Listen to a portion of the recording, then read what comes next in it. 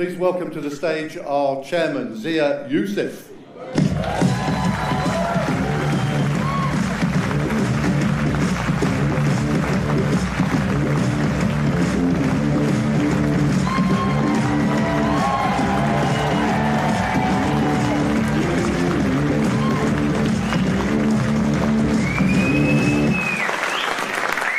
Hello, Reform UK! Welcome to the Reform Wiltshire Conference. Now, firstly, I have a public service announcement to make. You may have seen some news reports today that Nigel and Reform were discussing doing a pact.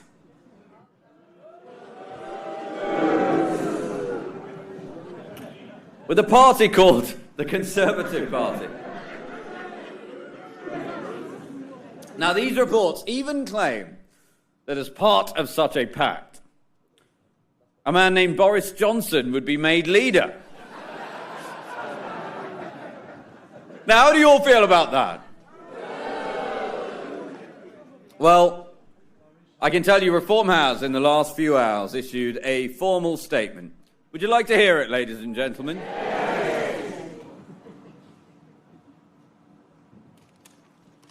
Reform UK statement, 9th of February 2025. There are absolutely no circumstances in which Reform would ever do a pact with Boris Johnson or the Conservative Party. Johnson was responsible for the betrayal of Brexit, through open Britain's borders, and collapsed standards in public life through his lack of integrity. Reform intends to win the next election, repair the damage caused by Johnson, the Tories and Labour. We will then return Britain to greatness.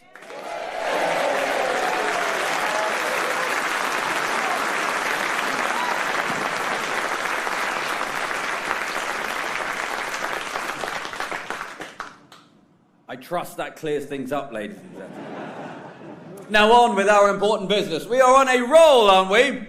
Yes. What a remarkable year it's been. You know, a year ago, Nigel was enjoying what was, by all accounts, a quite lovely retirement. The Tories were on their fourth Prime Minister in 6 years and still importing unfathomable numbers of people into this country at alarming rates. Reform was polling at 8%, rising fast under Richard's outstanding leadership, and we had about 15,000 Reform members. A year on, Reform is the talk not just of the UK, but of the Western world. We've captured the hearts and the imaginations of millions to whom we offer hope. We've opened over 400 branches across the country. We've surged to 26% in the average of the polls. We've grown our membership 13-fold. And ladies and gentlemen, Nigel Farage is now the bookmakers' favourite to be the next Prime Minister of the United Kingdom.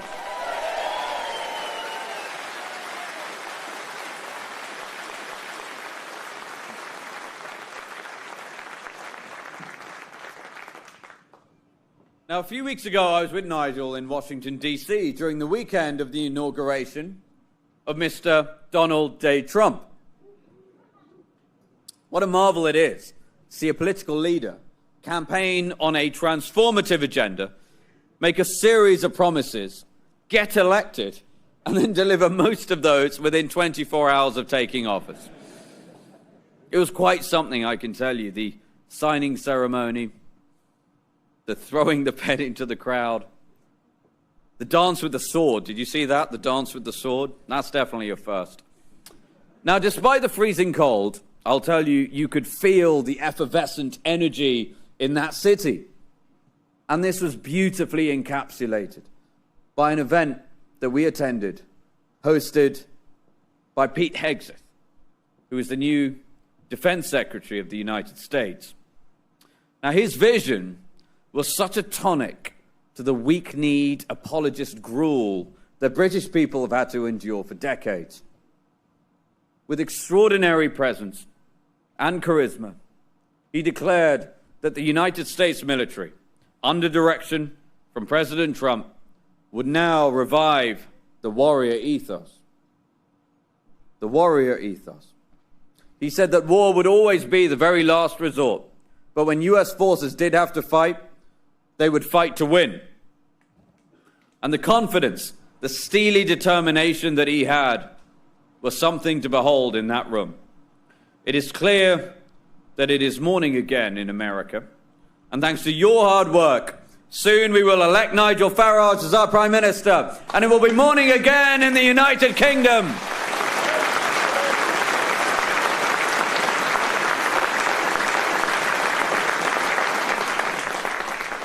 Ladies and gentlemen, the United States is no longer sorry for their history, apologetic about their strengths.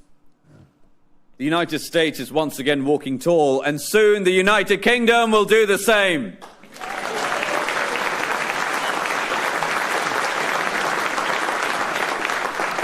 Because British people should be among the most prosperous people in the world.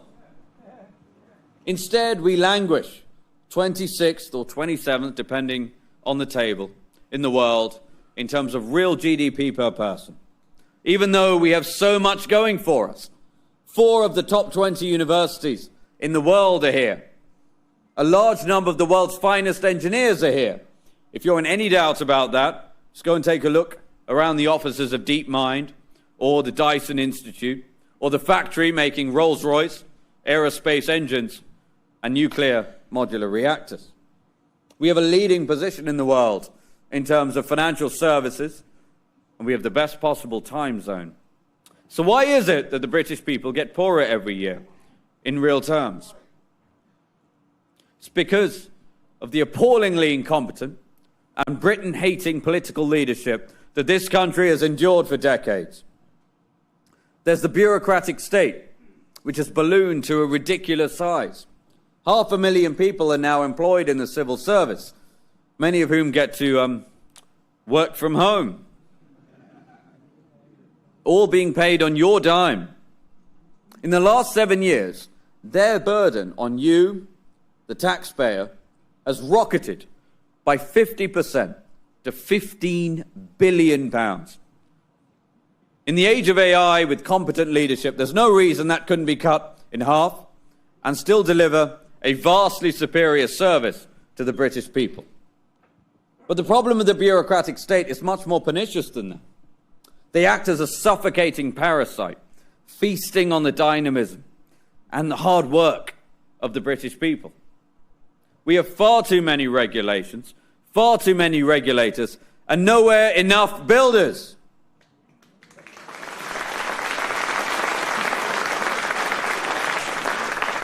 Take the ridiculous announcement a couple of weeks ago about a 3rd runway at Heathrow. Even if it does go ahead, the Chancellor Rachel Reeves says this runway will be completed in 10 years. 10 years to build a piece of tarmac. Now, and this is a country that has an incredible pedigree in building things. You know, 175 years ago, a man named Isambard Kingdom Brunel built the Royal Albert Bridge. It's over 2,000 feet long, and it carries trains 100 feet above the water. And he built it in 5 years. In the 1850s, China built a runway in a year. They built their entire international airport in Beijing in 5 years. Ladies and gentlemen, Britain has been captured by a parasitic bureaucratic class. And when Nigel is the Prime Minister, Britain will once again be the envy of the world for its beautiful architecture and ability to build at speed.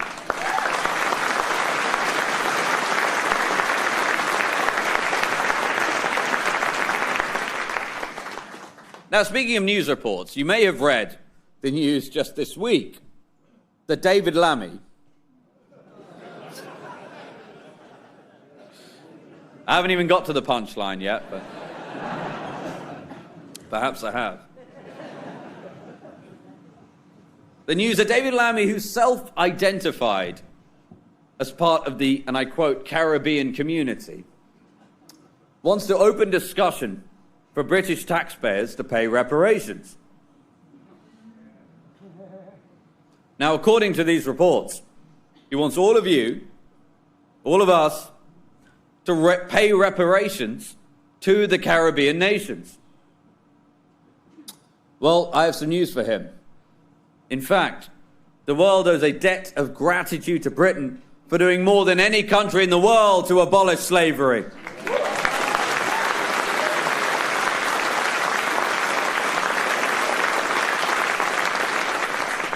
In fact, Britain was the first global power to abolish the slave trade, all the way back in 1807 when our Parliament passed the Slave Trade Act.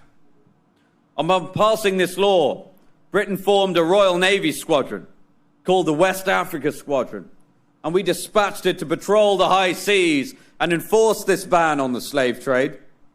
His Majesty's Royal Navy, the mightiest navy the world had ever seen, faced down those slave ships and forced them to comply.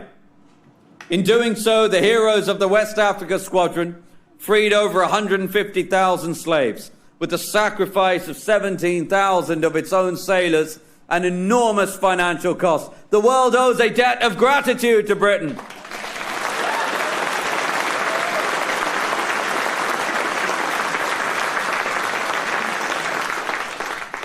Now we're through the 7-month anniversary of when I became chairman of Reform UK, and we've achieved a great deal together. Our membership has grown massively. We've grown from no branches in the UK to over 400 branches across the country. We've gone from 14% of the vote share in the general election last July, an incredible achievement, to 26% in the average of the polls. And let me tell you this, in case anyone thinks we're in the mood to slow down. On the contrary, we are just getting started.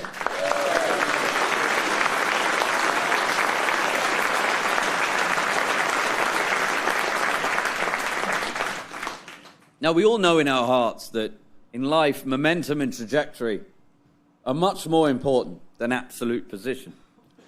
And that's true in business, certainly true in politics. And thanks to all of you, ladies and gentlemen, Reform has all of the momentum in British politics.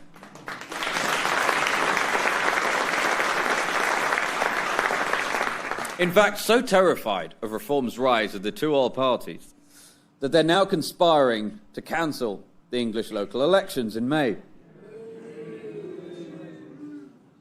Labour, this is what actually happened. Labour wrote to the counties and the unitary authorities that were supposed to be holding elections, and they asked them, would you like to delay them?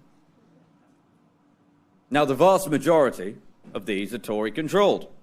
So what do you think these spineless, cowardly Tories did when presented with the opportunity to delay contact with their electorate?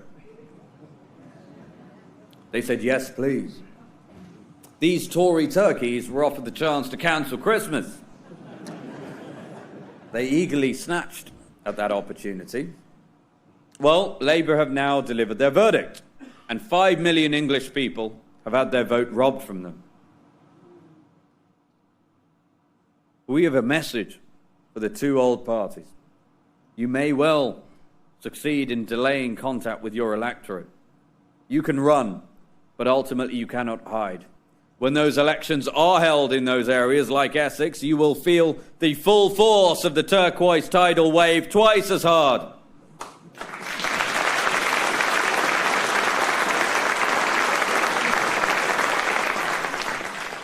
And is it a surprise that the areas which have requested the cancellation are the ones in which Reform support is surging the most? Does that surprise you, ladies and gentlemen? Well, you can harness that anger first by signing our petition at letthepeoplevote.com. Send it to your friends. 250,000 people have already signed the petition in the UK. Make sure everyone knows just how scared the political establishment are. And I'll tell you what's going to send shivers down the spines of the apparatchiks at CCHQ and Labour HQ in a big way. And that's the astonishing results in this week's council by-elections. 6 were up. Reform won 3, and we came second in 2. Now, congratulations to Amy Kettacre, David Finch, and John Vai, our latest 3 Reform elected officials. Let's give them a big hand.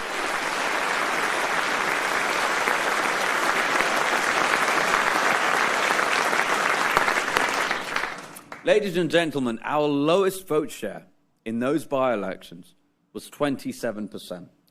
Our highest was 46%. Do you know what that means? It means the ground campaign machine that we've all been working so hard to build is starting to fire. We will synchronize this with our formidable air war capabilities, of which I know you're familiar, and we will use it to propel Nigel Farage to number 10 Downing Street.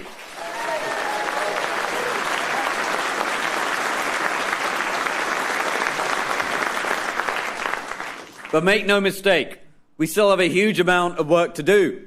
That's why we need your help. We need you to stand for us in candidates. We need to give every person eligible to vote the chance to vote for a Reform candidate. Now, you can go to our website and apply. In fact, there are going to be tables outside as you leave today. You can speak with our team to learn more about it. And we also need you to volunteer to knock on doors and to campaign for Reform. Will you do that for us?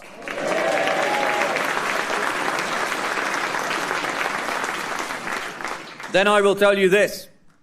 The latest polls show that if an election were to be held tomorrow, Reform would win well over 200 seats, far more than that failing Tory party. Just think about that. We've gone from winning 5 seats 7 months ago to polling at over 200, and we've done that in the blink of an eye. Just think of the impact of our current 5 incredible MPs who've done an unbelievable job of holding this dystopian Starmer government to account. Now imagine that multiplied by 40, 200 of them. Imagine where we can be in a year and by the time of the general election. Ladies and gentlemen, if we work hard, the sky is the limit as to what we will achieve together. We will elect Nigel Farage as our Prime Minister. We will turn this country around and restore the United Kingdom to its rightful position as the poised, prosperous and powerful country we know it can be. Thank you very much, ladies and gentlemen.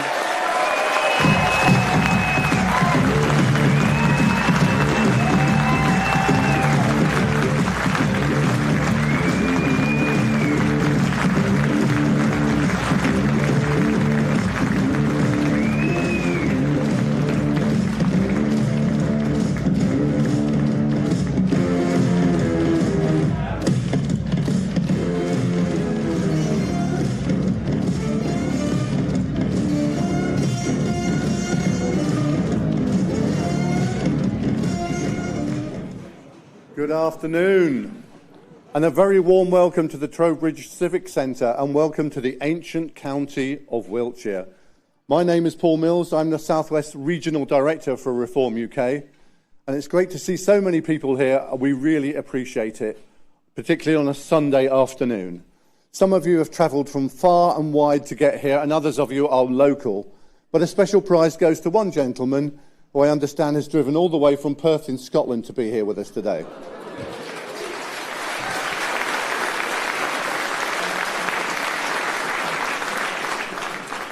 Our absolute priority is the upcoming council elections on the 1st of May.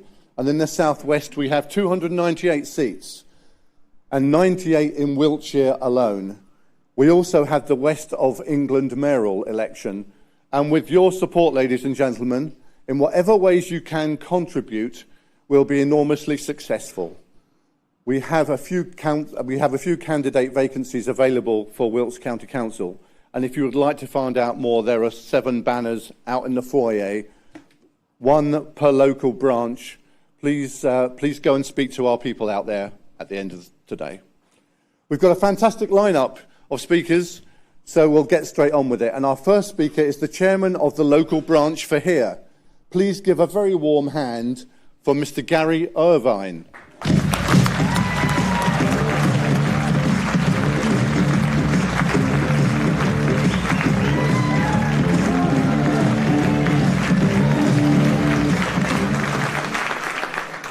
Hello. I am Gary Irvine, and in July 24, I was the parliamentary candidate for South West Wiltshire. And as Paul said, I am the chairman of the local branch for South West Wiltshire. So it's my honour and privilege to give you all a warm welcome to Trowbridge, Wiltshire's county town and the seat of the Unity Authority Wiltshire Council. And while I'm here, I'd like to give a huge thank you to everyone here who was one of the 7,840 voters who put their cross next to my name last July.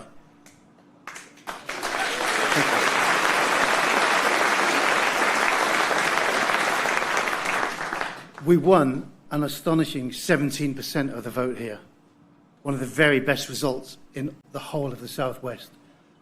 And it's definitely a very solid base from which we can grow and win the forthcoming local and even national elections. And that's why we're here today, to ensure that we do win in Wiltshire this May. So about me, briefly, after leaving the military, I've spent the greater part of 25 years living and working overseas. And while I was overseas, to be honest, I didn't take that much interest in British politics. The Blair years, Brown, Cameron, they largely passed me by until Brexit. Now that flicked a switch in my head and I became a passionate Brexiteer and an advocate for Britain to regain her sovereignty from the EU. In 2020, just as COVID hit, bad timing, I moved back to England to put my teenage daughters into school here. It didn't take me long to be absolutely shocked and appalled at the state of the nation. Stagnant wages, a moribund economy, a decrepit and failing infrastructure, a health service that is frankly the laughingstock of the world, not the envy that it's touted to be. Industries in decline, the police and military in decline. Yet crime levels, poverty, urban decay, immigration, far beyond anything I could remember from just 2-3 decades ago. It's also worth noting that in all the countries I've lived and worked, no work equals no visa, equals no benefits, equals get out.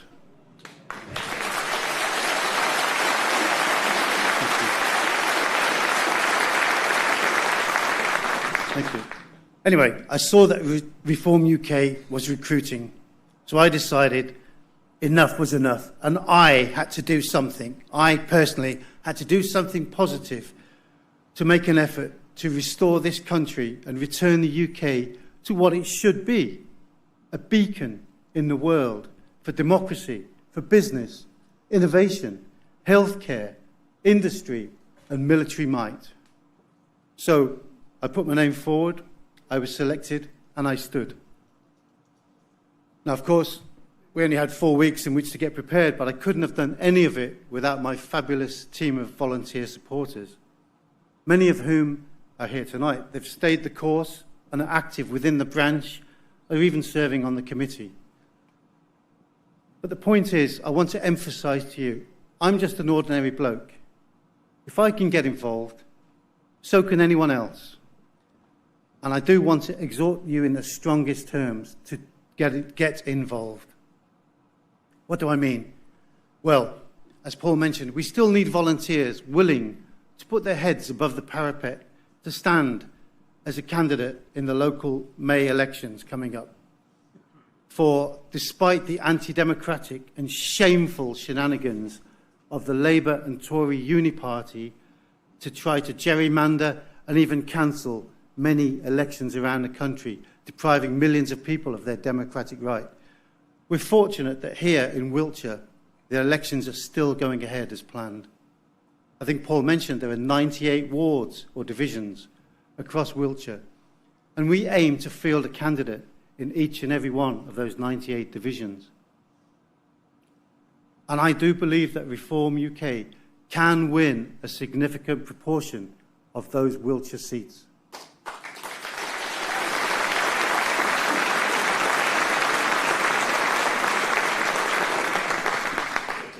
Now, I realise that standing as a candidate isn't for everyone, but everyone here can play a part.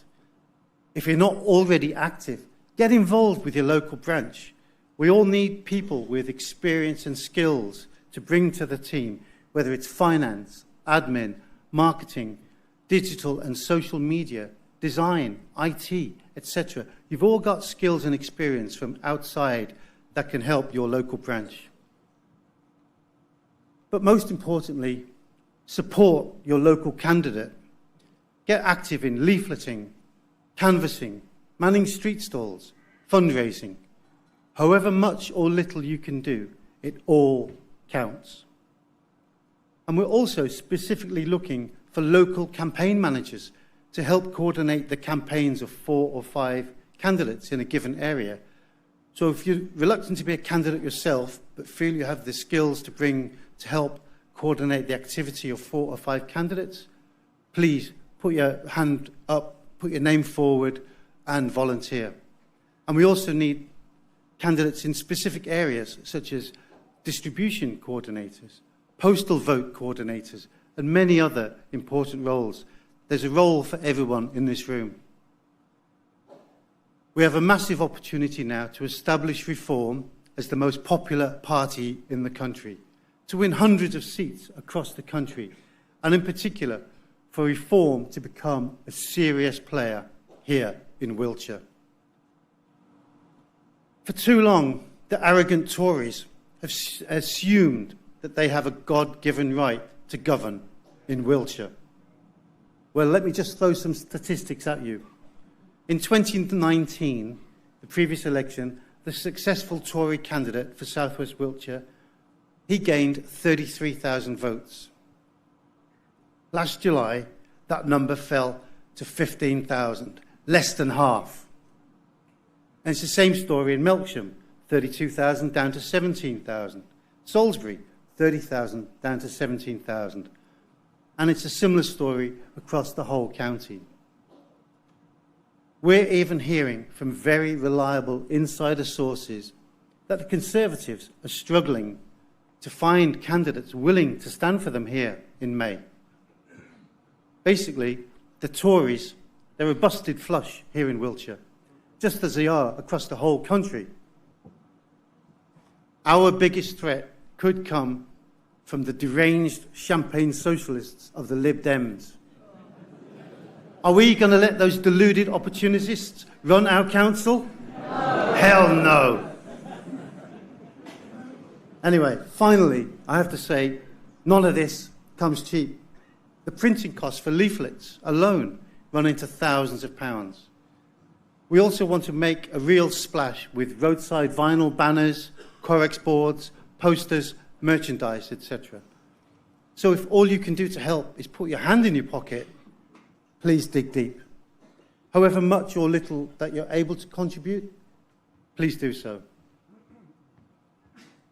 If you feel concerned or passionate about things that are affecting you and your loved ones, as I do, whether it's on a national level, such as the rampant immigration crisis, energy security, the underfunding of the military, or whether it's on a more local level, opposing solar installations and wind farms, opposing out-of-control housing development on the green belt and on floodplains, whether it's opposing the construction of an incinerator right next door to a dairy production facility. If you'd like to see farmers, veterans and pensioners get a fair deal, if you'd like to see small businesses given the opportunity to grow and not be crushed by the state, and if you're opposed to the woke infiltration of our schools and other institutions,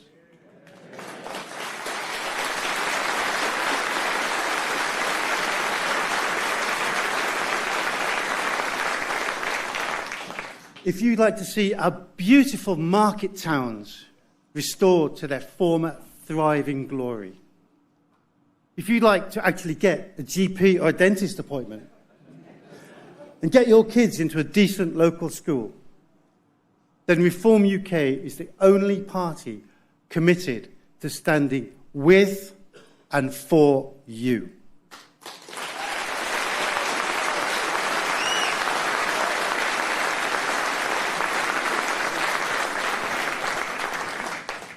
You're all part of the great new People's Army, and we need your help.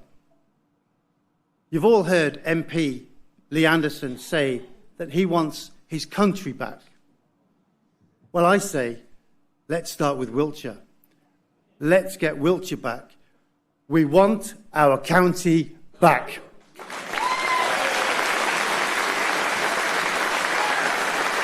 Thank you very much. Thank you.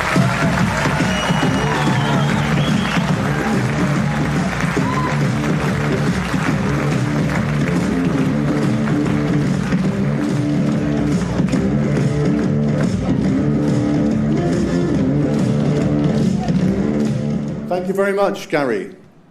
Gary's the chair of the South-West Wilts branch. Remember, if you'd like to find out more about Gary's local branch, please go and see him and his colleagues in the foyer at the end. Our next speaker is the new chairman of the Chippenham branch, a lady who is determined to turn Chippenham reform blue at the local elections. Ladies and gents, please welcome Augusta Urquhart-Nichols to the stage.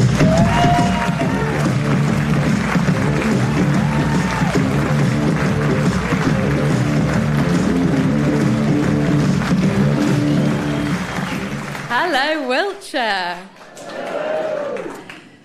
I am delighted and humbled to stand before you today in the heart of our beautiful county, sharing the stage with some of Britain's greatest political giants. Back in September, I'd been on maternity leave for about 4 months, and I was looking for something to keep me busy. So I joined my local branch of Reform. A modest commitment, or so I thought. Little did I know that that decision would lead me here, speaking to you today about the future of our community, our county, and our country. A bit about me. I'm not a politician. Like many of you, I come from the real world. And when I reflect on my life's achievements, no qualification, no promotion, no professional milestone compares to that of which I am most proud: motherhood.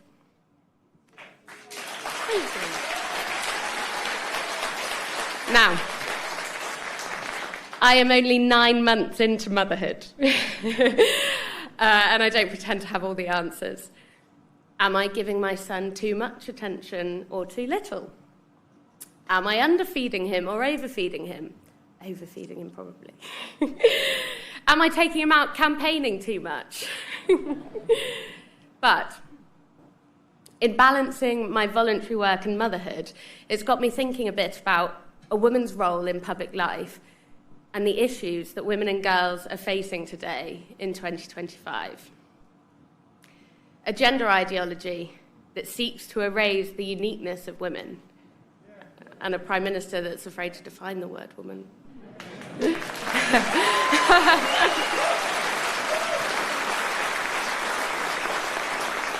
And an immigration policy that imports en masse cultures which actively exclude women from public life.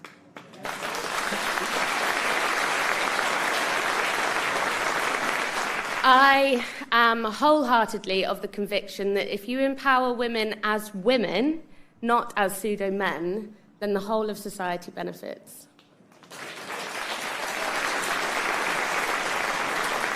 This isn't a new concept, but rather a return to our roots. It's a common misconception that women have been entirely oppressed and voiceless since the 60s and 70s. The reality is far more nuanced. Pre-industrialisation, women were skilled, productive units in artisanal households. They performed complex and demanding work, textile making, food processing, while managing children and household economies. These weren't passive roles, but critical economic contributions. As industrialisation transformed our society, women didn't retreat, they evolved. They began contributing more extensively to civic life through charity and community work, often involving their children in these activities.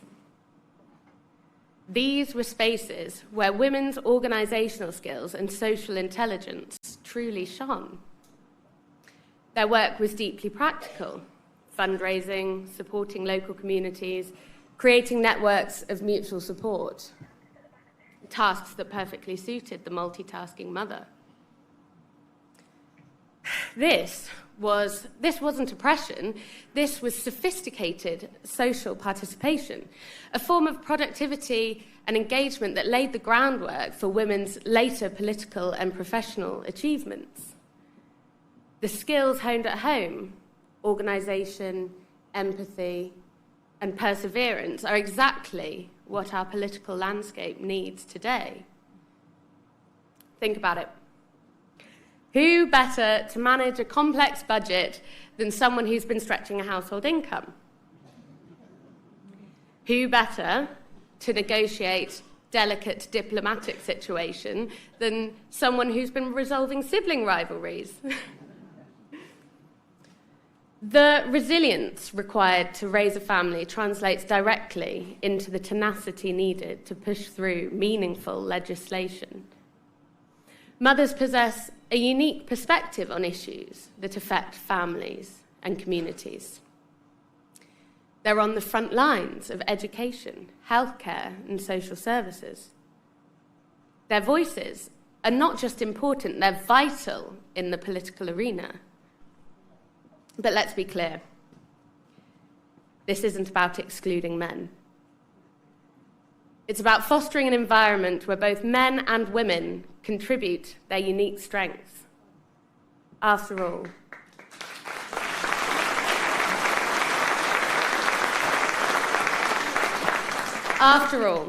men are sons, many are fathers, and all benefit from a society where women's perspectives are valued. The changes we face today require a holistic approach. We need the strategic thinking of a chess master combined with the nurturing instinct of a parent. We need the boldness to make tough decisions and the empathy to understand their human impact. These qualities are more crucial now than ever before. Why?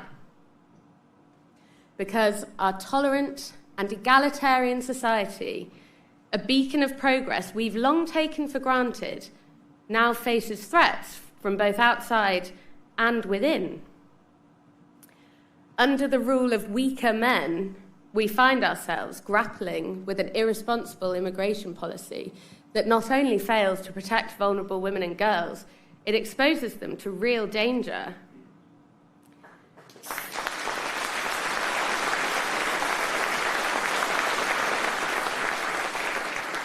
Simultaneously, we've fallen into the trap of expecting women to play identical economic roles to men, dismissing the unique strengths and perspectives that come with our differences. This isn't progress. It's a new form of oppression disguised as equality. However, there is always hope. There is a future where men and women complement and elevate each other, recognizing that our differences are our strengths. To achieve this vision, we must return to the bedrock of our society, common sense policies rooted in time-honoured values.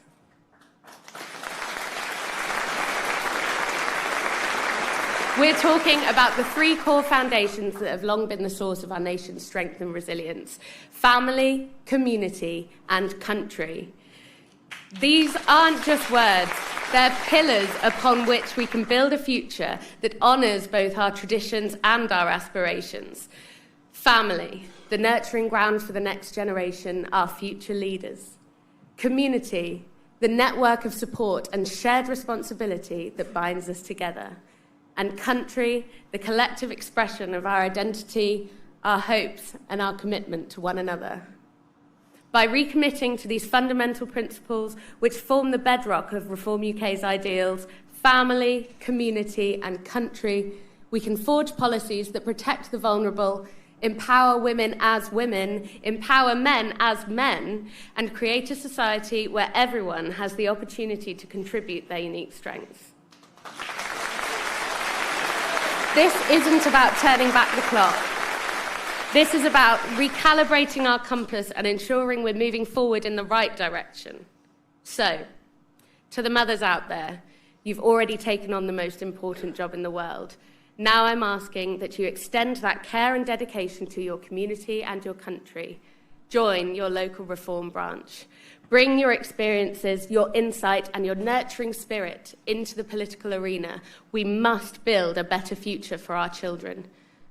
And to the men, don't be afraid to be men. Join us and defend your family, your community, and your country. And to anyone in the room or watching at home online that is not yet a member, please consider joining our ranks. We are in the 11th hour. Now is the time for change. Will you join us? Thank you.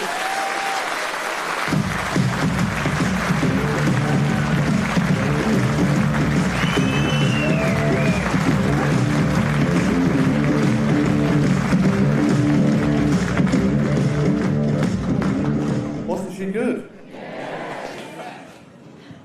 Here in the Southwest, we are very lucky to have someone living here that was not only in the governmental cabinet at Westminster, someone who is also an author, but someone who spent weeks and weeks on television starring in Strictly Come Dancing.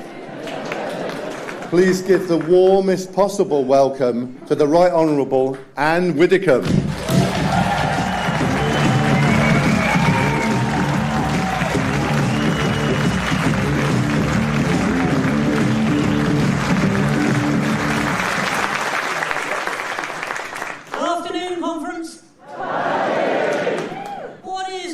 Nonsense about us joining with the Conservatives.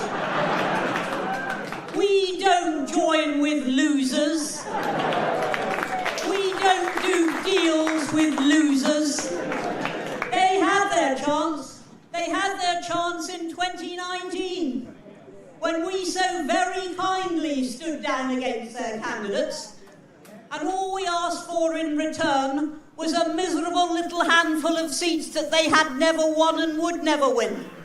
Oh, but they were too grand. They didn't think we, in those days the Brexit Party, had a future. They were above doing any pacts. So you know what they can do with their pacts now.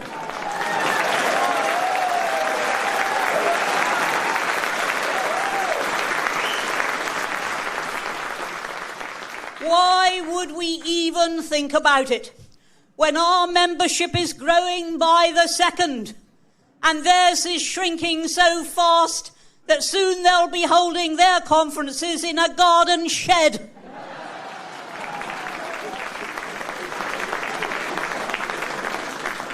So, as the chairman has already said, and as I am sure Nigel will also say, and Richard, absolutely 100% no deals with the Tories.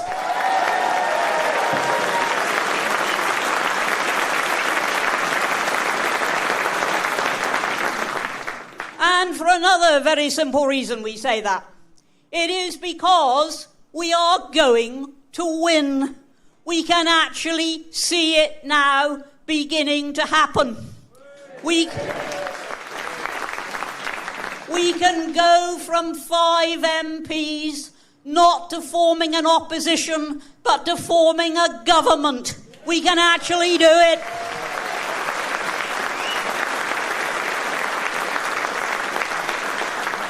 And we can do it because we are the only party that is actually offering Britain what all sensible Britons want.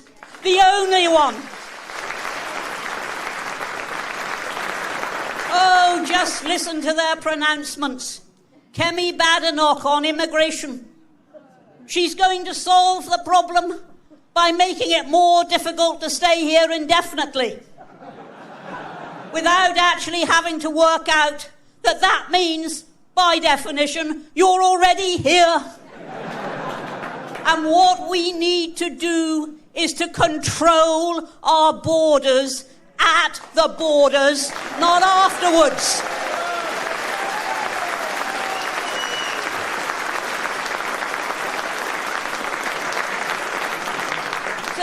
don't talk about what we're going to do when people are here. We talk about, in the first place, stopping the small boats. So that you don't have to worry about the expense of hotels. You don't have to worry about the expense of benefits. You don't have to worry about apparently supplying classes in circuses. I didn't even know we had any circuses left. We don't have to worry about that if they do not come here illegally in the first place.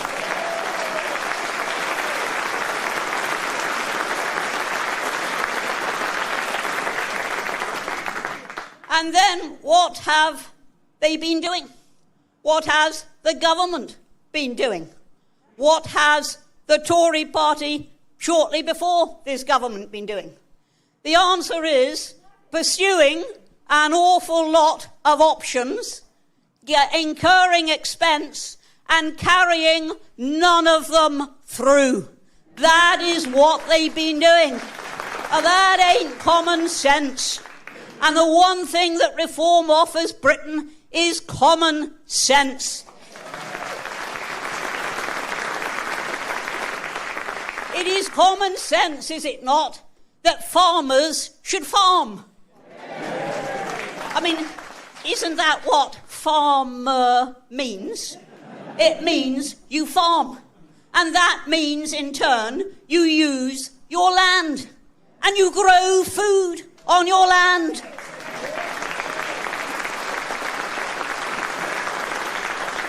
And if you grow enough food, we could even become self-sufficient in food. Just as we could and should be self-sufficient in energy.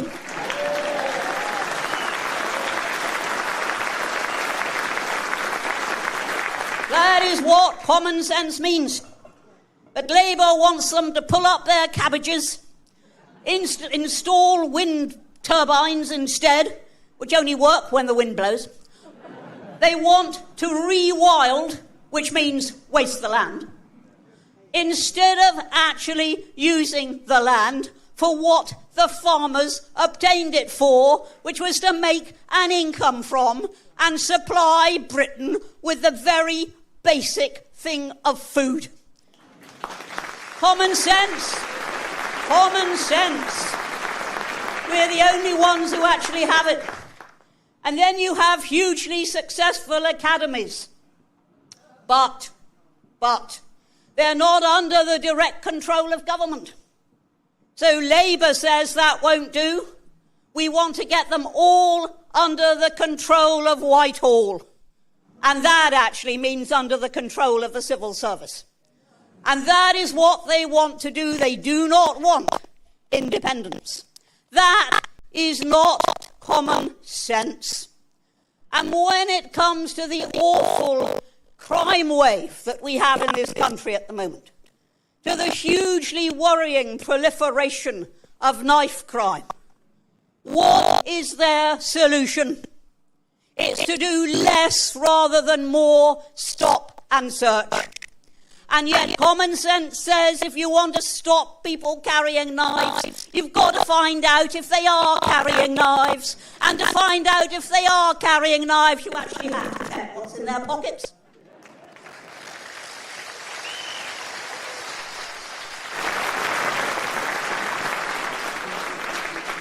Or maybe I just missed something.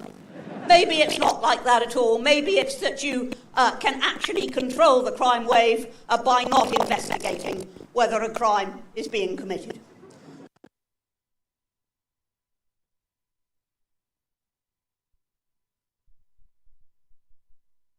Come along if you've got CCTV footage, and in a recent case where the shop owner also had the number of the getaway car. And the police wouldn't do anything about it until there was an outcry on social media. Do you know sometimes social media can be useful? Until there was an outcry on social media. And then the pressure actually caused them to go round and ask a few very unhelpful questions. Now compare that to the attitude of zero tolerance. with which Rudy Giuliani brought law back to New York after years.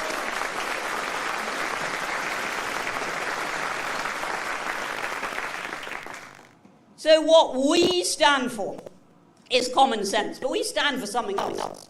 We stand for pride in Britain.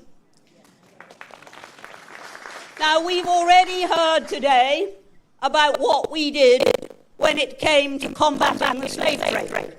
And it is indeed a very, very noble history that we have on that score. But it is also wrong to trash as completely negative the whole history of Western colonisation.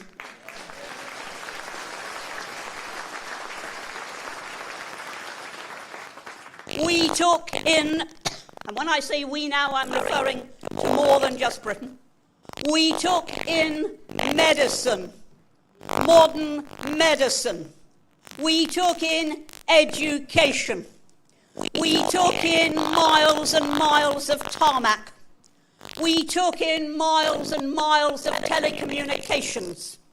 We took in what helped them to build a future, as well as helping us at the time, and nobody's going to dispute that. So we should not be always apologising for our history, because actually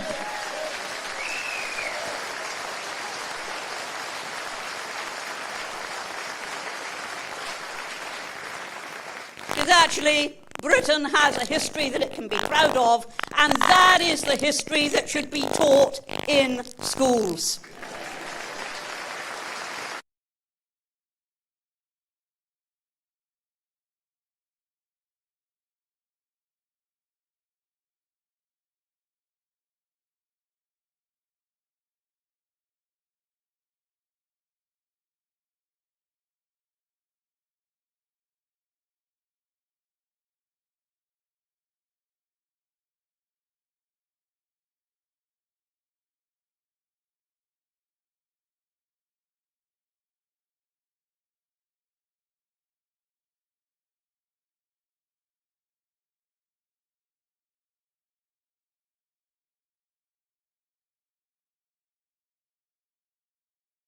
Like that sort of inclusivity. But even he recognises gone too far.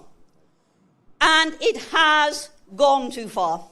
And as I have said at these conferences before, we will have true equality in this country only when black has equal rights with white and white has equal rights with black.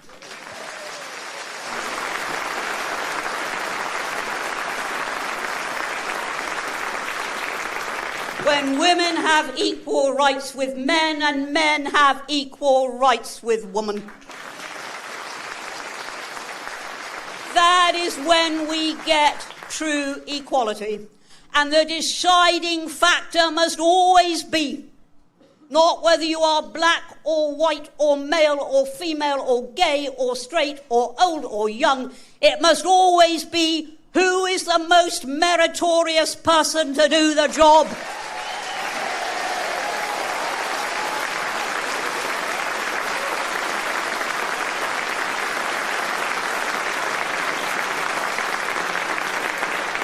And if we actually had a Britain where merit was the determining factor, we would have a flourishing, successful, and very, very equal Britain.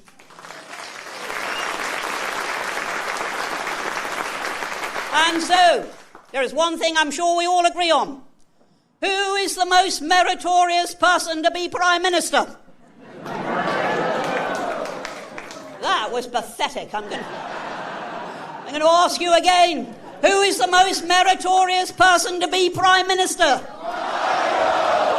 That's right. That is absolutely right, and that is what is going to happen. And Reform are going to be in the next government. Nigel Farage is going to be the next Prime Minister. Reformers and only Reformers and no other party will form the cabinet. And we will make Britain sensible, great, successful again.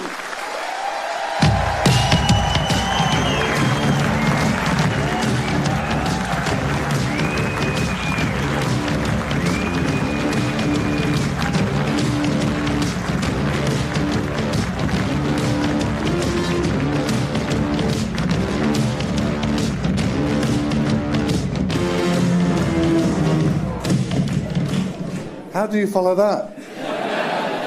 Someone's got to follow that. Ladies and gentlemen, should we give another huge round of applause for the superb Anne Widdecombe?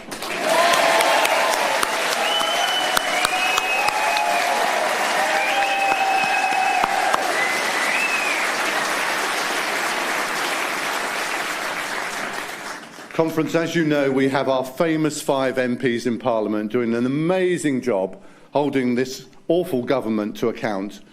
So I'm delighted to welcome our next speaker, who is the MP for Boston and Skegness, our Deputy Leader, Mr. Richard Tice MP.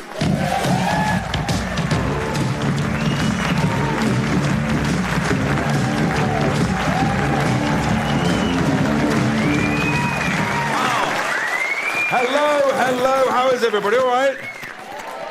Excellent, you're on cracking form. And I've got the toughest gig this afternoon. Because as was just mentioned, how do you follow that? Imagine being told as you wake up on a Sunday morning that you're going to be in the middle of a Widdecombe Farage sandwich. So I've got my work cut out. Goodness me, it's extraordinary. Just over a year ago, ladies and gentlemen, I thought the English language was short of a new word. So I invented one, Starmageddon. People thought I was being a bit dramatic, over the top, it won't be that bad.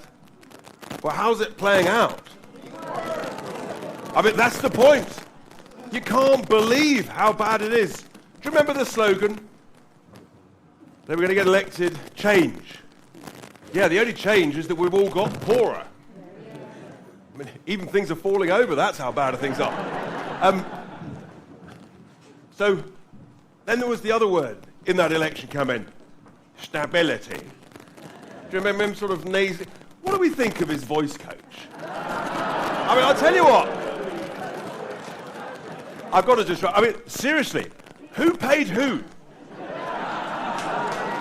I mean, if I'd paid someone to be my voice coach, I think I'd want my money back. So we had stability. Well, is there any stability in our economy, in how we feel? And then the other great line, do you remember? We're going to fix the foundations. Do you think the foundations are fixed? Can you hear me all right?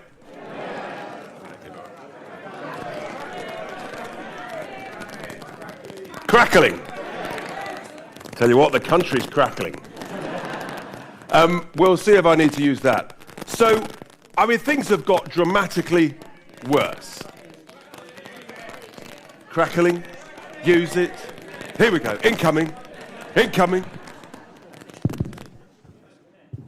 We'll try that, we might get both, there we go. Hooray! You see, the voice coach, that was obviously what did it. We all need a voice coach. On Christmas Eve? Really? Early Christmas, well, there we go. It's a family show.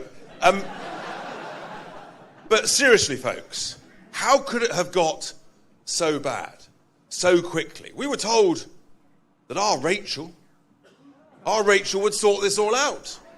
I'm unclear. Is she Rachel from accounts? Or is she Rachel from complaints?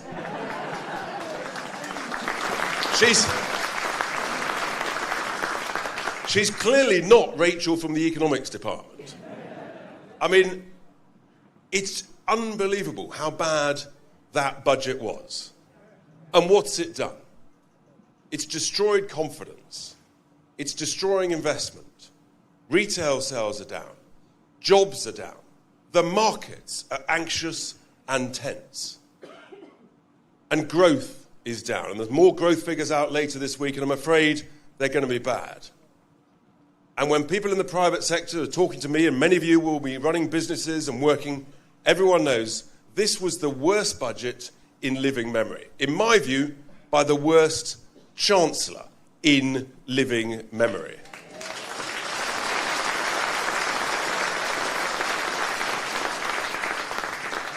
But of course, the Prime Minister has got to stick with her,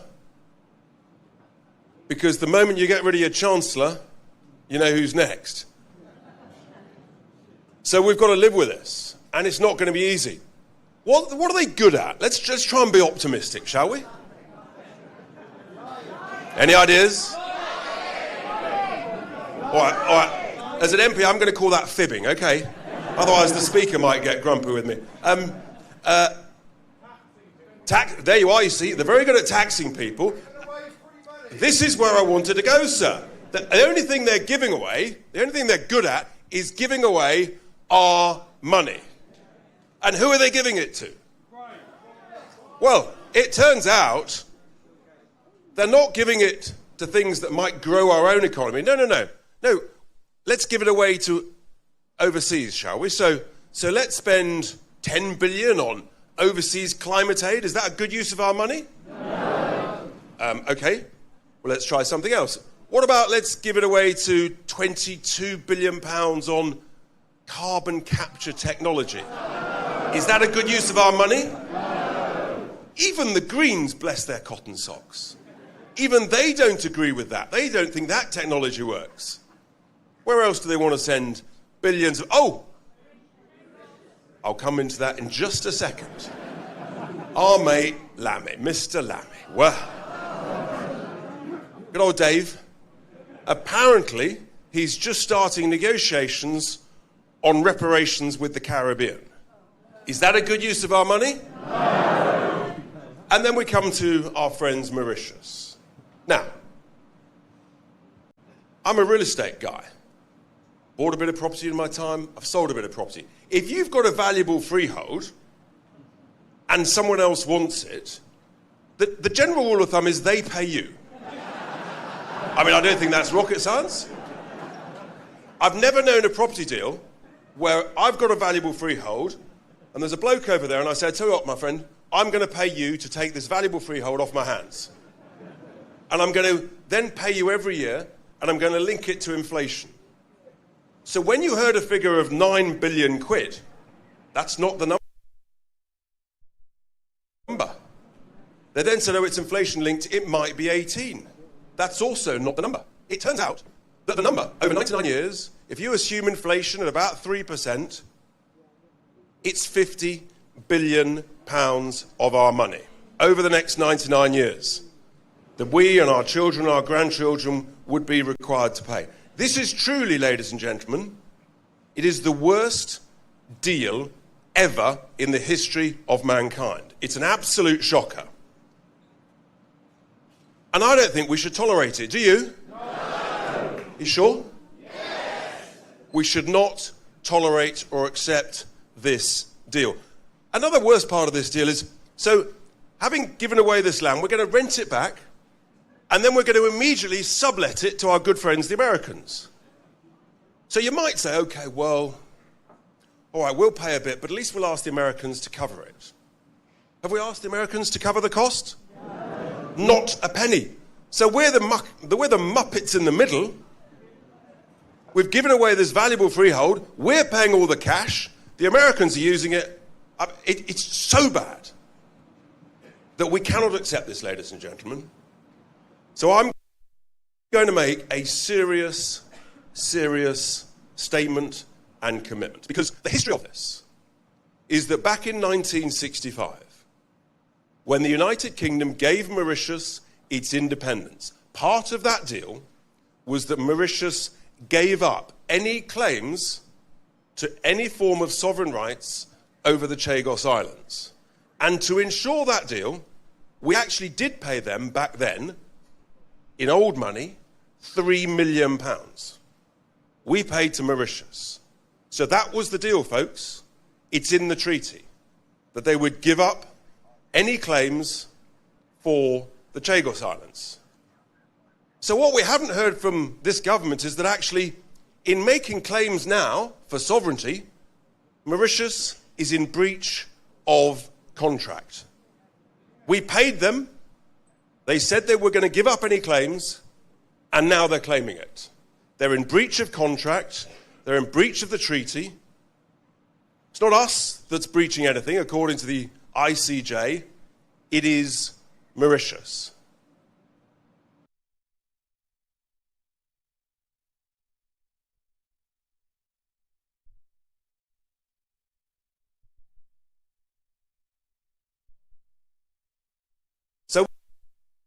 We can't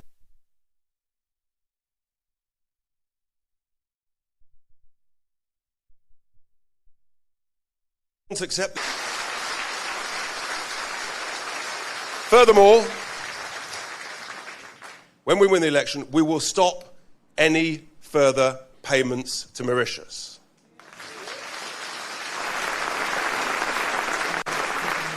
Now, we'll see where that goes. But nothing is off the table, folks.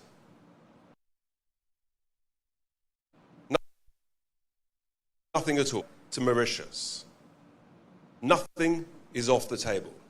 Visas, diplomatic relations, direct flights, everything should be on the table. We will not allow our sovereignty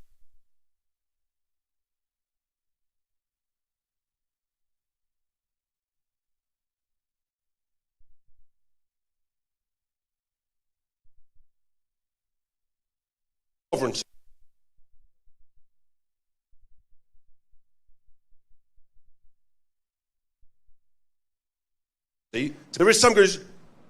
It's only 4 years to go until the next general election.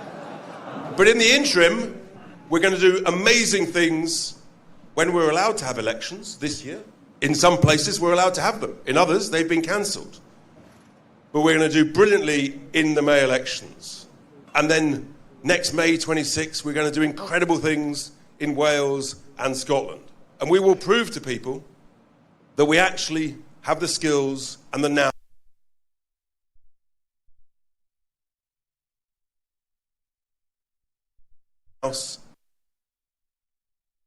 and the other good news is that we're going to scrap other daft things.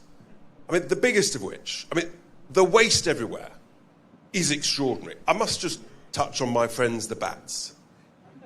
Now, some of you may love bats. I'm not a great fan.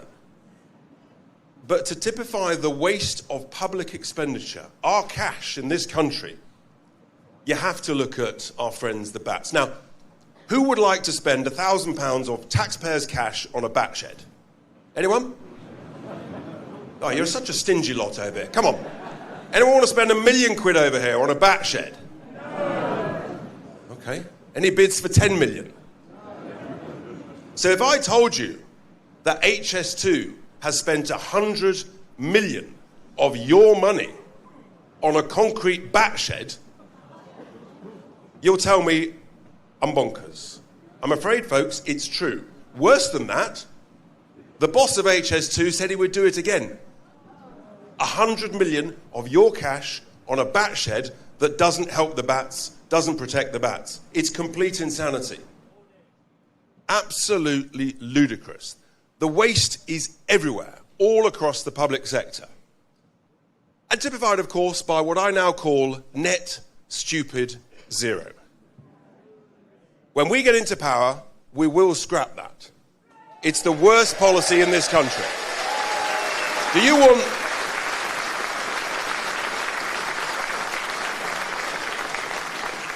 lower bills?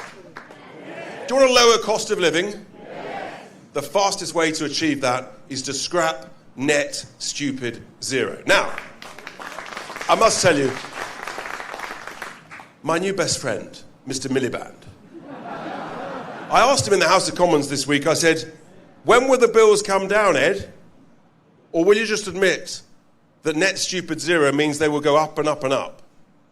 And he got a bit grumpy with me. He banged on about taking back control. Well, actually, we'd like to take back control of our finances and keep money in our pocket, not giving it away. So if we scrap net zero, if we cut the ridiculous amount of waste, cut the daft regulations, you heard Zia talk about it earlier, these are the way that we can make us better off. Do you all want to be better off? Yes. Do you think the country wants to be better off? Yes. I do too. We know we can do it. And I think that's the reason we're doing so well. We're going up in the polls. We've got the momentum. We've got the energy. It's extraordinary. It's remarkable. And in simple summary, folks, when we win the next general election, we can make Britain grow again. Do you want to make Britain grow again? Yes. Are you sure? Even more than that, do you want to make Britain great again? How great? Very great. Try that again. How great? Very great. Well, in which case, we have to do one very important thing. We have to win the next general election and make Nigel Farage the next Prime Minister of this country. Is that what you want to do? Are you absolutely sure?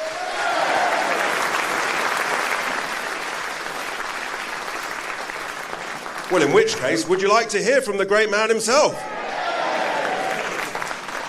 Well, thank you very much for listening. It's been tough in the Widdecombe Farage sandwich, but ladies and gentlemen, please be upstanding. Give a huge, rapturous welcome for the man who must be the next Prime Minister of the United Kingdom, Nigel Farage.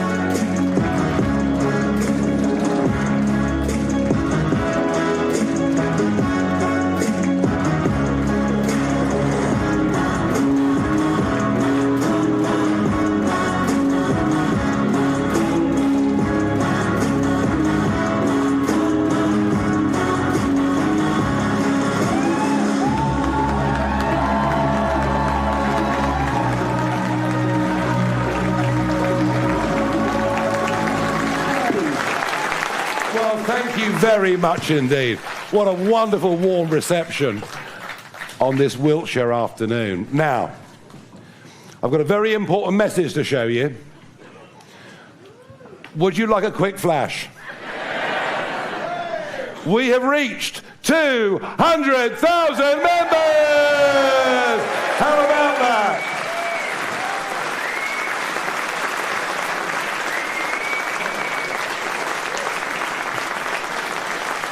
Now, the live ticker, which has gone down now, and I'll tell you why in a moment.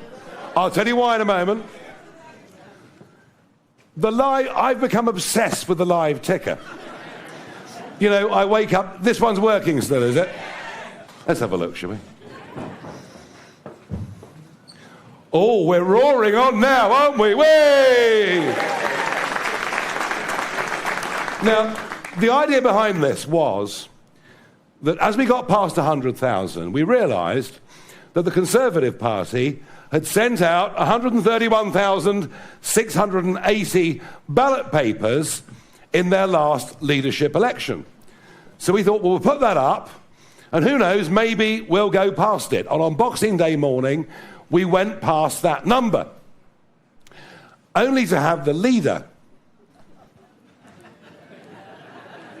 of His Majesty's loyal opposition accuse us of fraud, saying we were making it up. Well, we weren't, because we got people to come in and check and look at the back end, and it's all absolutely legit. So I was thrilled to go past that number. By the way, I have it on good authority now that the Conservative paid-up membership is now less than 100,000. So, since we launched this, and by the way, in the modern world, to have got here this quickly, isn't it truly extraordinary? Doesn't it show you something is happening in this country? People want real political leadership. They want real change. That's what that tells you. That's what that tells you. But as soon as I come off stage, that message will change. And it will say that the Labour Party... Oh yeah, we're coming for them, don't you worry about that.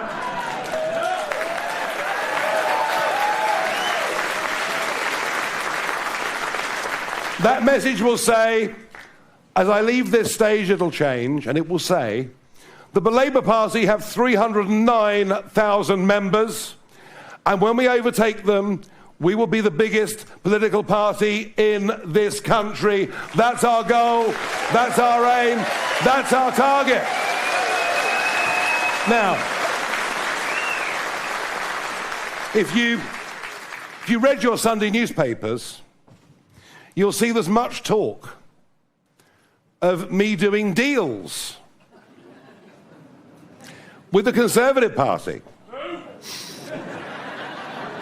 Many years ago, sir, they were a very, very successful political organisation, but sadly, they betrayed the country with open-door immigration, with increased taxes, with not delivering Brexit, and they are now going to become a party of history, sir, because we are going to replace them.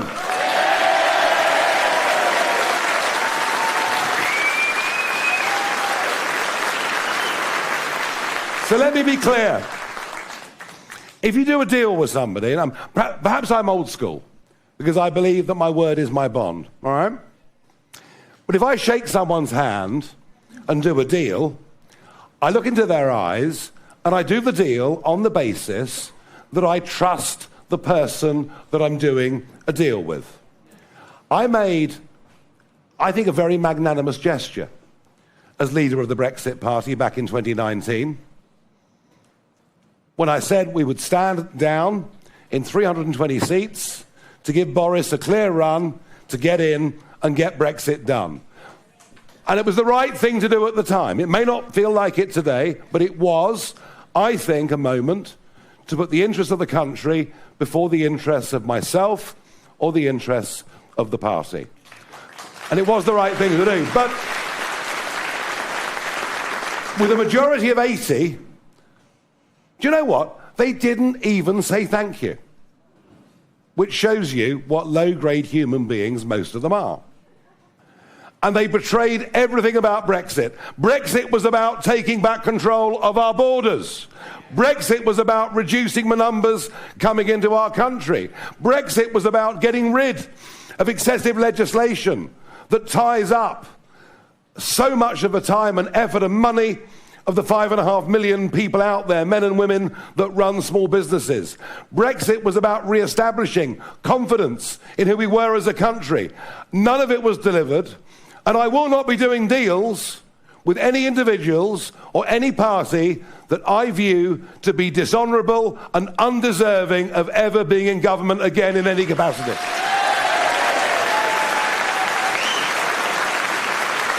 And to go into the 2010 election, the 2015 election, the 2017 election, telling us they'd reduce net migration to tens of thousands a year. To win the majority saying the numbers would reduce, and then to finish up in 1 year alone with net 1 million people coming into Britain is as big a betrayal of a promise made to the British people as there has ever been in political history, and they must never, ever be forgiven for doing it. Now, but it would appear that the rise of reform is prompting changes in the other parties. Not just Kemi giving a speech the other day about how tough she's going to be on immigration, the very same Kemi who campaigned for foreign students to bring dependents with them.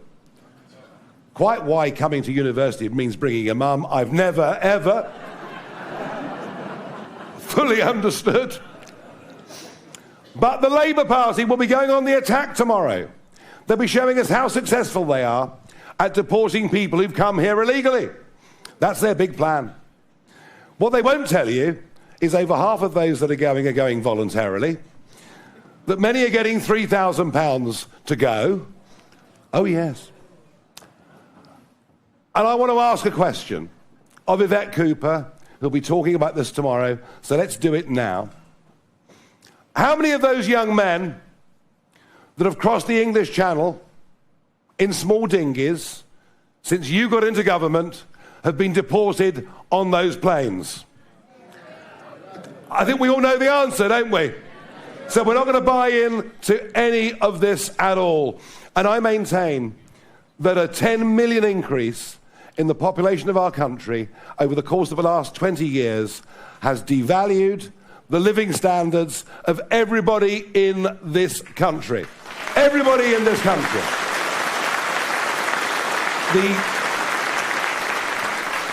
It's truly incredible. The wave of people that came under Boris Johnson from 2021, of the millions that came, only 20% are working and contributing.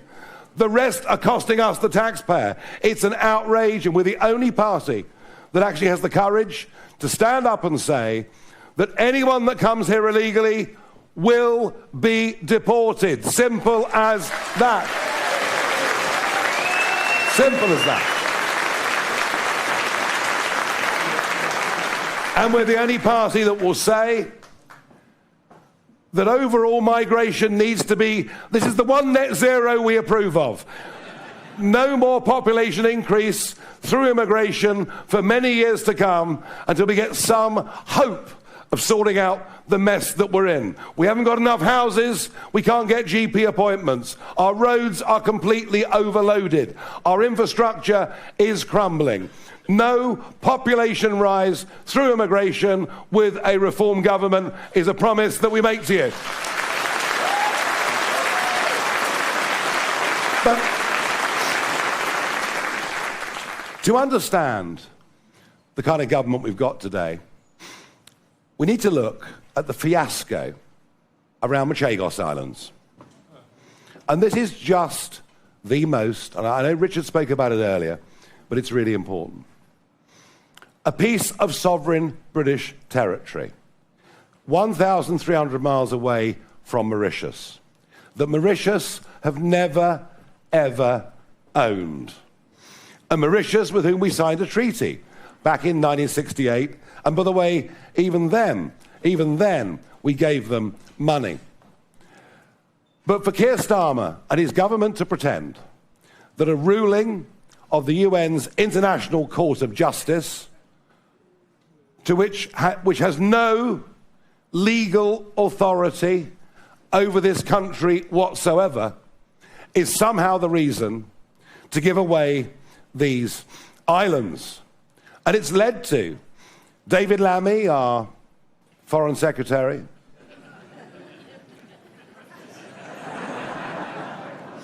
or left-wing sixth former, I'm not quite sure which. But it's led to David Lammy saying, don't worry, there's no threat to Gibraltar, there's no threat to the Falkland Islands, because the people of those islands will decide their future. Well, no one's asked the displaced Chagossian community what they want, and it's pretty clear they want to go back and resettle on some of the islands. And we as a British government should allow them to do that. It would be right and proper, and it would actually deal with the injustice that was done to them back in 1968. But of course, it is the island of Diego Garcia that matters. This is the most important military base for America anywhere in the world outside of mainland America. And let's face it, folks, without America, we are defenseless. We need America. And Diego Garcia is one of the single most important things we give in this special relationship. But it turns out that Philip Sands, KC, one of Keir Starmer's closest friends, has been working for the Mauritian government for years,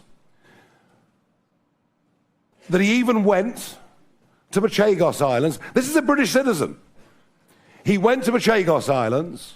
He boasted about beating, as he saw it, the British government in the International Court of Justice, and he put a Mauritian flag on sovereign British territory. Now, in years gone by, he'd have gone to the Tower of London.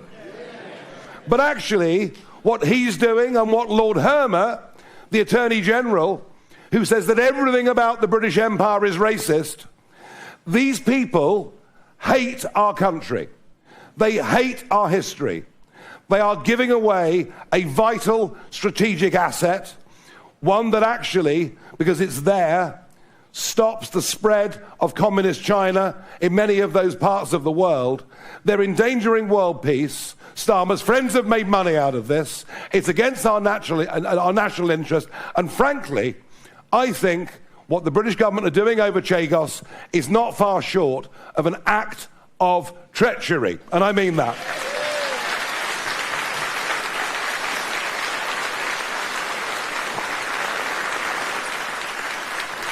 Oh, and then there's the money. So it's generally agreed that £9 billion we will pay for somebody to have something that is ours already. All right?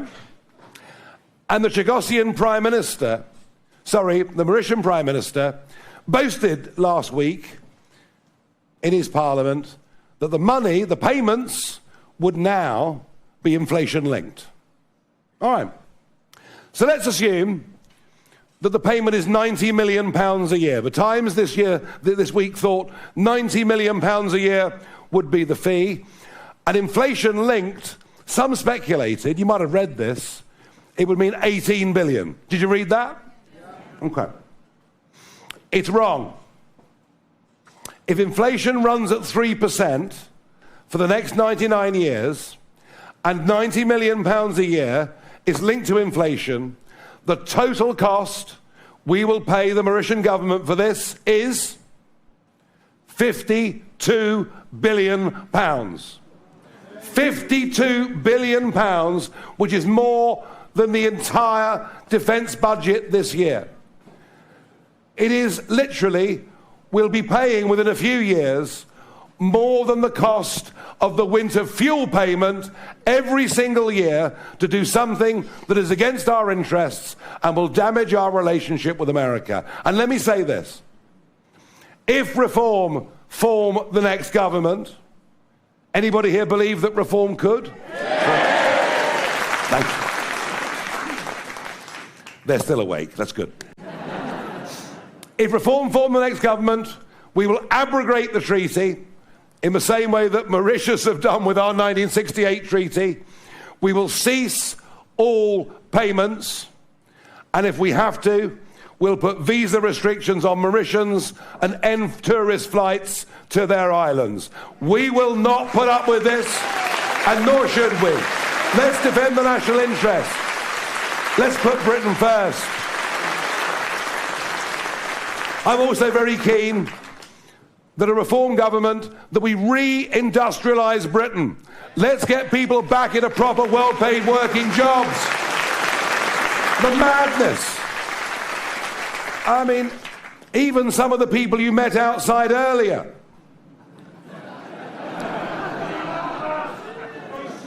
No, well, some people like green hair, I don't know, but there we are. But even the greenies that you met earlier, everyone knows we'll be using gas and oil up until at least 2050. So rather than importing it, why not produce our own oil and gas and have many, many well-paid jobs? We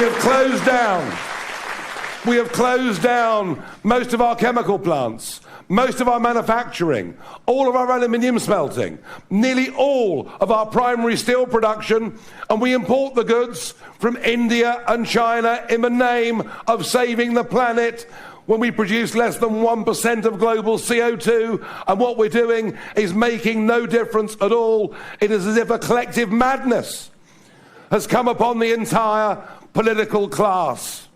A political class who in most cases have never had a job in their lives, are out of touch.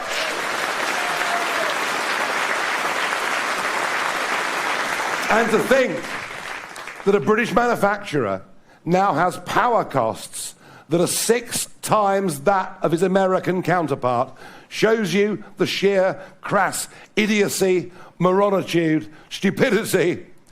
I think moronitude's a new word, by the way, but anyway. You never know. I did get debanking into the Oxford English Dictionary, so you never know. So we're building some very positive plans, and I tell you what, I think that what is happening in America is going to be a great help to us in reform and our movement.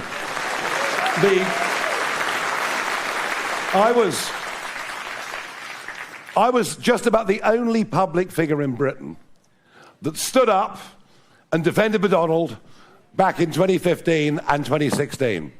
And I've never, ever wavered in thinking that even if his brash New Yorker style is not your cup of tea, that actually this man was a good thing, not just for America, but actually for peace in the world.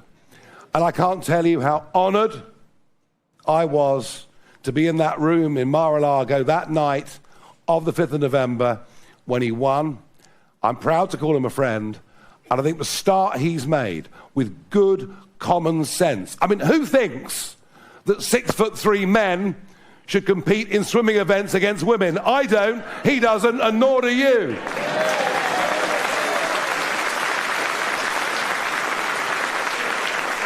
So amazing the start they've made, and yes, cutting the size of the administrative state. They've been having a go at the US foreign aid budget, but think about our foreign aid budget. We've been giving money to India, Argentina, China, all sorts of countries, all sorts of crazy causes.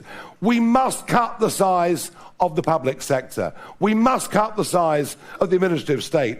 And we must understand that actually, if we're going to get ourselves out of trouble, we'll only do it through hard work, making money, getting tax revenue, without which we can't afford to have pensions. We can't afford to have health. And I want to say this to you, and I really mean this. I feel, and one of the reasons I came back out of sort of semi-retirement last year to throw myself back into the front line, and I did it because I thought to myself so hard, what are the things that really, really matter? And it seemed to me that family, community, and country were the things that I cared about, were the things that the silent majority of Brits care about. And these were the things that inspired me to go back into the front line of politics. But you know something? All of those things are seriously threatened. Our country is in very much deeper trouble than many care to admit. We are getting poorer individually. Our national debt is exploding. Societally, you only have to look at the grooming gangs. Abomination, what other word can I use, to realise the trouble that we're in. Conventional policing has disappeared. Crime is accepted. Shoplifting is accepted. This country, unless we do something, will be completely unrecognisable as all of us know it and love it within a decade. We might just be the last throw of the dice. This might well be just one of those moments when it takes something radical to get a grip, to turn this around, to change attitudes.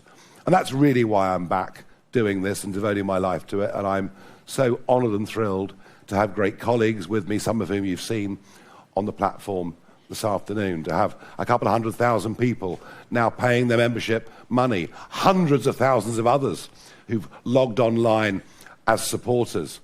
But I'm in Wiltshire today for one very specific reason. We have on May the 1st, now you've got elections in Wiltshire, you've not been cancelled.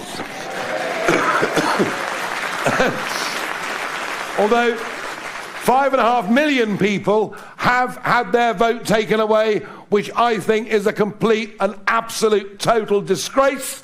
in what should be a democracy. I really do. But you've got to vote. You've got to vote. And we need to be stronger in Wiltshire. We've got lots of you signed up. By the way, we filled this place out within a couple of days on one email. Didn't even need to advertise, and we could have filled it 2 or 3 times over. So well done you for getting in quickly.